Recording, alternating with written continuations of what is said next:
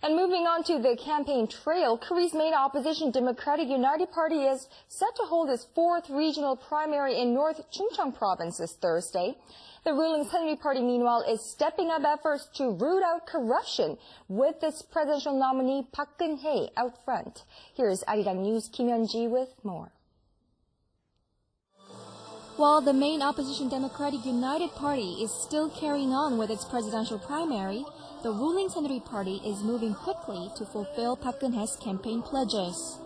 The first task is to root out corruption from the party. Corruption has persistently dogged Korean politics, both conservative and liberal parties.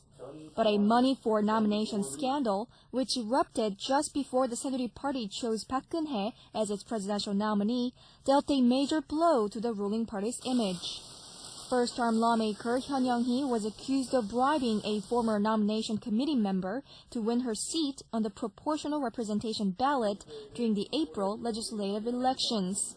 On Wednesday, the Saenuri Party's Political Reform Committee held its first meeting and formed two subcommittees, one for dealing with scandalous activities of party members and one for rooting out corruption among the close associates and family members of party members.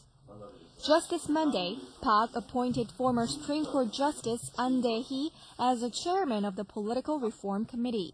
An led an all-out clampdown on political funds in 2003, upon which the current ruling party was hit the hardest. Many irregularities have surfaced involving both the ruling and opposition parties.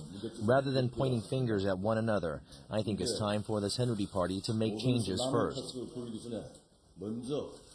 An said the relatives of Park Geun-hye won't be exempt from his committee's investigation.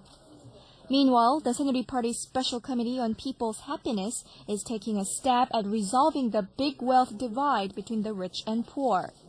Kim Jong-in, widely considered the architect of the economic democratization concept, takes the helm of the committee.